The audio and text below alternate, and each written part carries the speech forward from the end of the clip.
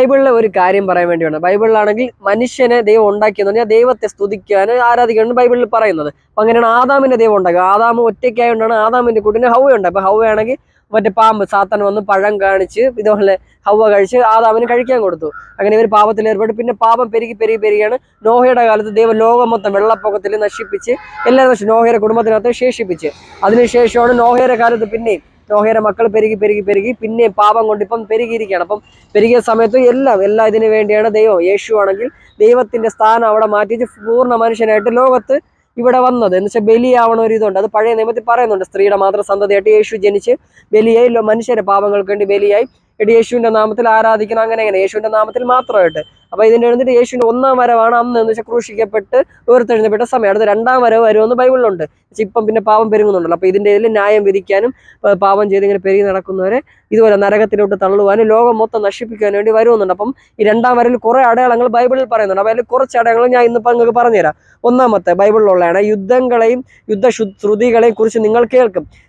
ജനതയ്ക്കെതിരെയും രാജ്യത്തിനെതിരെ എഴുന്നേൽക്കും. മത്തായി 24:6-7 വാക്യമാണിത്. ഇപ്പൊ നമുക്ക് കണ്ടോ, നൈജീരിയ, പാലസ്തീൻ, ഇസ്രായേൽ, അമേരിക്ക എല്ലാവരുടെ യുദ്ധമാണ്. എല്ലാ രാജ്യങ്ങളും തമ്മിൽ ശത്രുതയാണ്. ഇതുപോലെ അന്ത്യകാലത്ത് ഇങ്ങനെ യുദ്ധങ്ങൾ, സംഘർഷവും ഇങ്ങനെ പിണക്കവും ഇതൊക്കെ കൂടുന്നുണ്ട് രാജ്യങ്ങൾ തമ്മിൽ. അടുത്ത വേറൊരു കാര്യം, വ്യാജ ക്രിസ്തുക്കളുടെ ആത്മീയ വഞ്ചനയുടെ വർധനമുണ്ട്. കള്ളക്രിസ്തുക്കളും കള്ളപ്രവാചകന്മാരും പ്രത്യക്ഷപ്പെടുകയും ആളുകളെ തെറ്റിക്കാൻ വലിയ അടയാളങ്ങൾ അത്ഭുതങ്ങൾ കാണിക്കുകയും ചെയ്യും. മത്തായി 24:24. ഇത് വെച്ചാൽ ഇത് പറയുന്നതെന്ന് പറഞ്ഞാൽ നമ്മുടെ ദൈവം യേശു അല്ലാത്തുള്ള ഇതിന് വേറെ ഇതുണ്ടല്ലോ, അത് സാത്താൻ അത്ഭുതം പ്രതി. ഇപ്പം മറിയ ആരാധിക്കുന്നത്, ശിഷ്യന്മാർ ആരാധിക്കുന്നത് അത്ഭുതം പ്രതി. ഇപ്പൊ കൃപാസനം അങ്ങനെ ഇങ്ങനെയൊക്കെ ഉണ്ടല്ലോ, അത് സാത്താനാണ് അവിടെ പ്രവർത്തിക്കുന്നത്. പിന്നെ വേറെ ആരാധിക്കുന്നത് തെറ്റാണ്. അപ്പൊ അന്ത്യകാലത്ത് ഇത് കൂടുന്നുണ്ട്. ഇപ്പം അത് കൂടുന്നുണ്ട്. മറിയ ആരാധിക്കുന്നവർ അതിനുള്ള പ്രശ്നങ്ങളൊക്കെ വളരെ കൂടുന്നുണ്ടല്ലോ. അത് ഒന്ന് അടുത്തതെന്ന് പറഞ്ഞാൽ അവസാന നാളുകളിൽ പരിഹാസികൾ വരും. അവർ വാഗ്ദാനം ചെയ്ത ഇത് എവിടെ വരും എന്ന് ചോദിക്കും. യേശുവിന്റെ രണ്ടാം വരവനെ എല്ലാവരും കളിയാക്കുന്നവർ ഇപ്പൊ കൂടുതലാണ്. ഇത് ബൈബിളിൽ പറയുന്നുണ്ട്. അങ്ങനെ ഈ യേശുവിന്റെ രണ്ടാം കളിയാക്കുന്ന ആൾക്കാർ അന്ത്യകാലത്ത് കൂടുന്നുണ്ട്. അടുത്ത് ഒരു കാര്യം, നോഹയുടെ കാലത്തെ പോലെ തന്നെ മനുഷ്യപുത്രൻ വരവിലും സംഭവിക്കും. പാപം, ഈ വ്യഭിചാരം, ഈ കടം, കൊലപാതകം, ഇപ്പൊ ഇതുണ്ടല്ലോ, മക്കളെ തള്ളയ്ക്ക് വേണ്ട, ഇതുപോലെ അപ്പന് വേണ്ട, അങ്ങനെ ഇപ്പൊ ഇങ്ങനെ സ്നേഹമില്ലാതെയാവും.